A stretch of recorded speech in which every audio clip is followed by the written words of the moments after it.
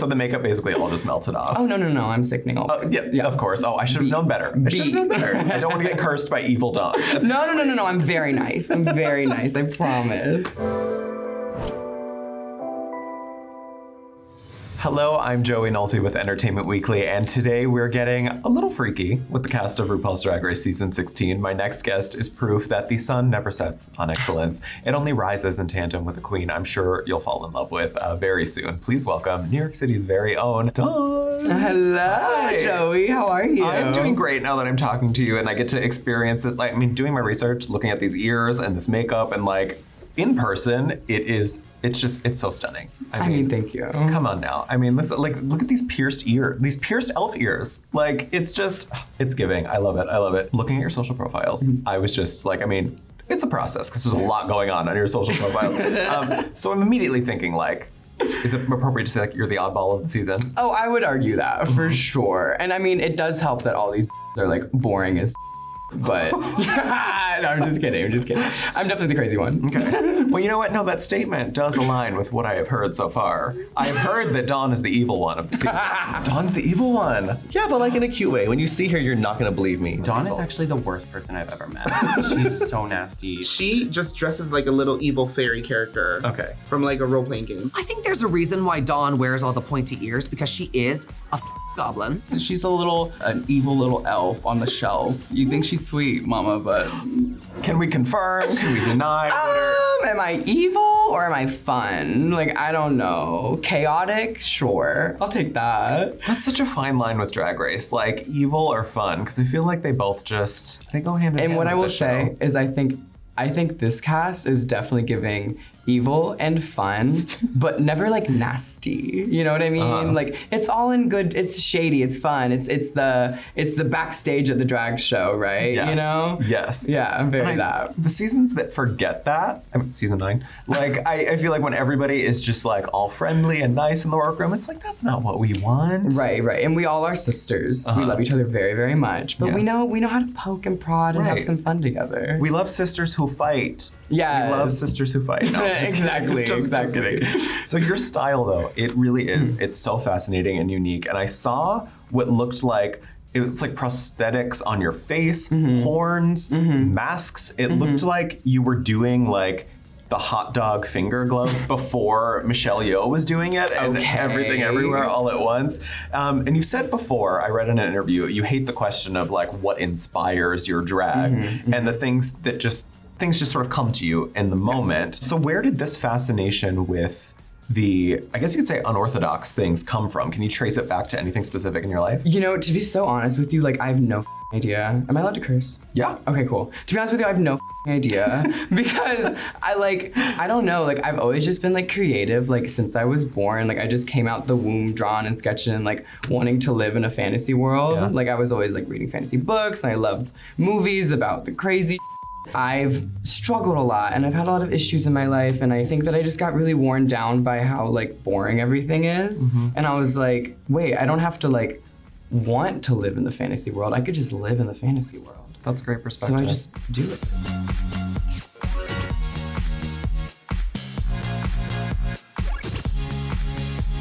So, I mean, we do hear a lot of times like queens who come from a comedy background will say that like pain and trauma from childhood will lend itself really well to comedy. for sure. So it sounds like you maybe leaned more into fantasy, maybe some sci-fi stuff, like fantasy book. Like what were some of the pop culture things that you leaned into? Oh, to me, it was like, I feel like 80% of my childhood was like escapism. And for me, it was always video games, like and, like Nintendo specifically, like Mario, Zelda, Animal Crossing. Like I would literally get more like dopamine. Like I crossed off more of my tasks in Animal Crossing than I did in real life. And that made me feel better than actually like doing things in my real life. Are you comfortable with saying like, you know, what you went through as a child that sort of made you gravitate toward those things? Yeah, I mean, it's really just like a conglomeration of a couple different neuroses. And growing up, like, I think I realized at a certain age that like life it wasn't supposed to feel hard every day, and you weren't supposed to be sad all the time.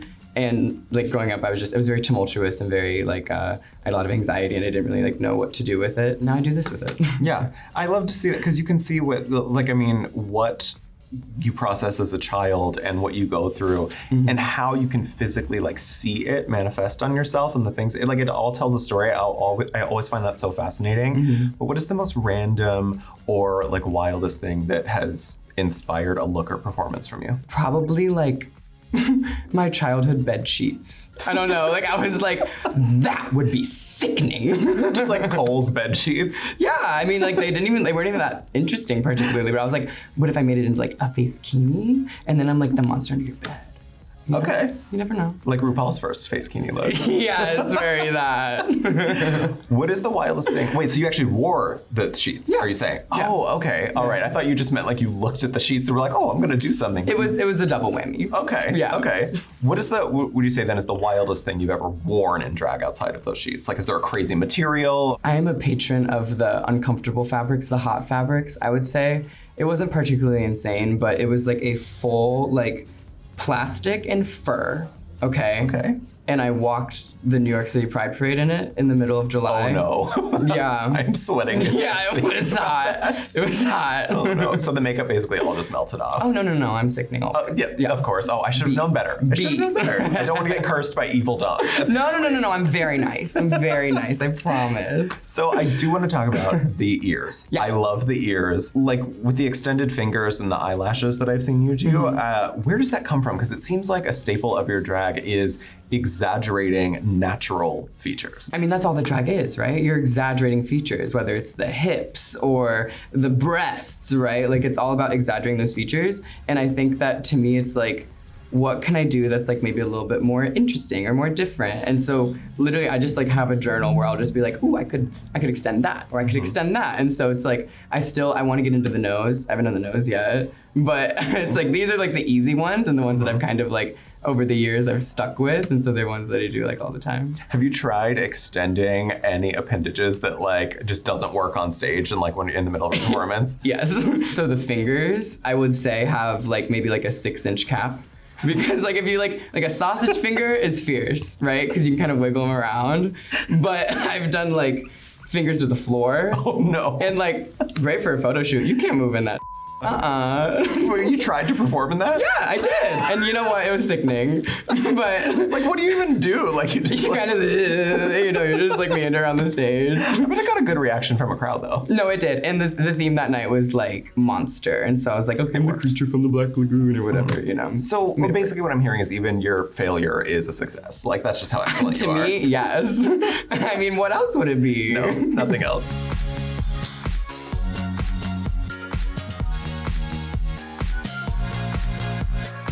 You're based in Brooklyn now, yes. Correct? But you were raised in North Carolina? Yeah, and Raleigh. Raleigh, and you studied art and design? Okay, so I had an art and design minor, but my major was in computer science, and I have an engineering degree. Oh. Yeah. How does that factor into your drag at all? I think that the only way that it factors into my drag is that I was so bored out of my mind doing engineering that I had to do drag. Like I just had to 180 pivot from it. Yeah, no, that makes sense narratively. Yeah. But before that, I hear that drag started very young with you when you were dressing up in Limited 2 drag as a kid. I need to hear more about this, please. I don't even know where you saw that, but My sources. Yes, I did. I've been drawn to women's wear from a young age. Limited 2 women's wear. Limited to women's wear.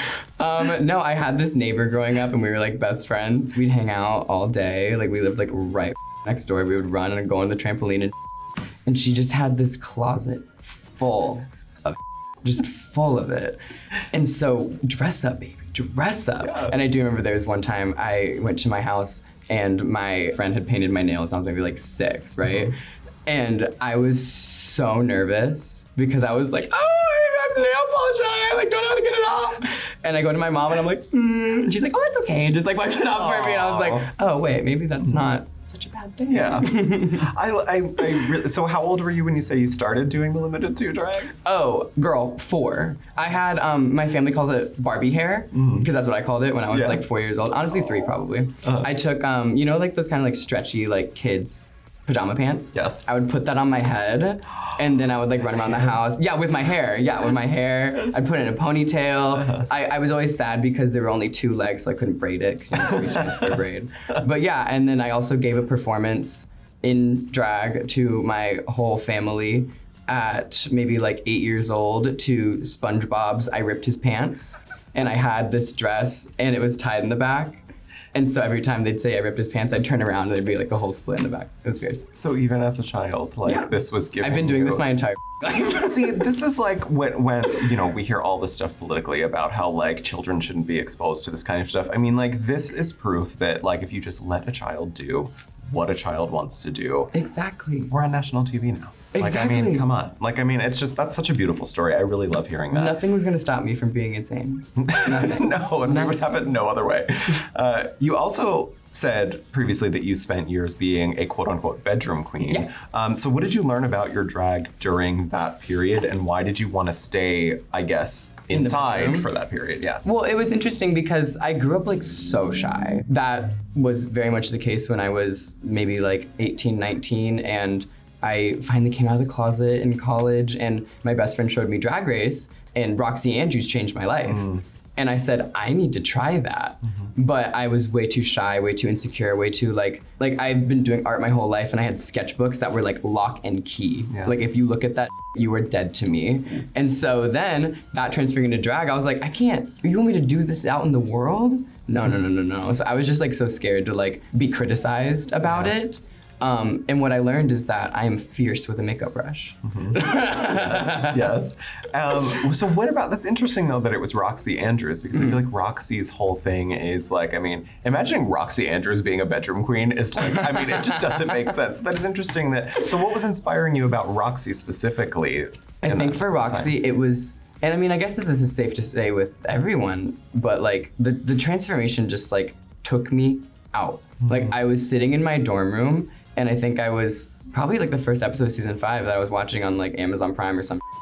And watching her walk out on the runway with boobs, I said, how did you do that? Where did the boobs come from? And then you learn about breastplates, and you know, there's this whole world of drag that like you don't understand. I was enamored by the ability to like completely change how you look, right? Like it wasn't about like I don't think that this drag is particularly inspired by Roxy Andrews. Aside from the fact Roxy in that this. I mean, but like it's just that pure art about it. I don't know. Yeah. And she's just sickening. Yeah.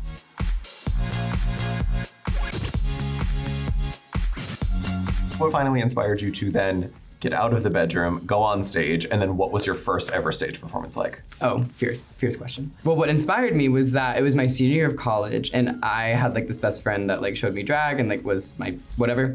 And we told each other, we were like, because there was this local club in Raleigh where I went to college called Legends, and they had like amateur night every, like the first Friday of every month. And we were like, we are doing amateur night before we graduate, okay? We set a date. It was April 2020. We were gonna do amateur night. Oh no. And then, you know, bada boom, you know what happened there. We're all trapped in our rooms, and season 12 was airing at the time, and we were just like, okay, well, we're not doing amateur night, let's just like paint our faces like every single Friday night. Yeah. And that was when it was like doing it like every single week, I like really kind of refined like what I wanted Dawn to be and like what I liked about it. And then I got kicked out of my apartment, I broke up with my partner, and I had to move in with my mom. And I graduated college. I didn't have a job. Wow, And so that's I a was, lot. yeah. And so I was just like trapped at home in the middle of the pandemic, doing nothing and horribly depressed. And so I was like, well, as good as time as any to learn how to sew, right? So then what was like the first performance on stage? Oh, yes. like, after that? So my first performances were actually digital because it was like the COVID age Yeah. and everything. And so what I loved about that was that I could like completely edit it myself. I didn't have to like, you know, it's like, oh, I don't like that take. Well, I'm not going to use it. So that was really nice. But my first like ever performance was like outdoors, December 2020, Asheville, North Carolina. Outdoor in December. Yeah, outdoor in North December. Carolina, not that cold. But mountains. Yeah. So I was yeah. in the mountains, and so it was cold, but it was the middle of COVID, and there weren't a lot of people there, and I did not do a very good job, but I'm proud of myself. Well, Because now I'm here. I led you here. I was just going to say that. Exactly. Yes. But what are we now? What are we getting at a Dawn show when we go see Dawn? Emotional trauma on stage. I want to be beautifully distressed. I want you to feel the emotion of what this song is. I don't care if it's the most upbeat song that you've ever heard. What are those lyrics saying? Is she upset? Is that girl singing upset? I'm upset. If she's upset, I'm upset. Okay. And you're gonna get looks. You're gonna get vibes. You're gonna get. It's fun. We have fun at a Dawn show. So what you're saying is you're not performing like WAP on stage. Not if I can help it. That is an interesting, that reminds me of like the way Sasha Colby describes her lip syncs actually is like, have you ever seen the one where she just does like, it's just her and a chair and she serves, I think what she calls like stripper something, it's like emotional stripper or something. Like, it reminds me a lot of what you just said. No, very that, and I would never go so far as to say that I'm like Sasha Colby in any way, but the way that she is able, like she has her tricks and her stunts and everything, but she doesn't need them. Like she is just so captivating without it, and that's what I aspire to be, but I think I'm probably at least a few years out, I don't know.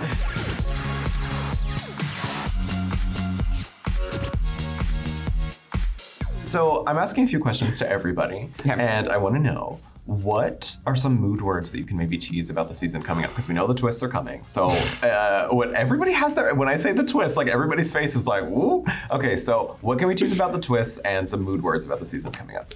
Mood words, fierce, sickening, and slay. I'm just kidding. I would say rotted, mean, and I would say fun. Oh, we have to lick the finger first. We had to lick the finger first. Fun. Well, I am having a lot of fun talking to people about who is like the evilest queen of the season. Plain Jane. And you have. Oh, okay. It's So Plain that's, Jane. that's If food anyone's for not saying Plain Plain, who did you talk to before? Like you. Well, I can't You said reveal me. my sources, It's Plain Dawn. Jane. It's Plain Jane. Somebody said that you were the evil queen of the season. I am not evil.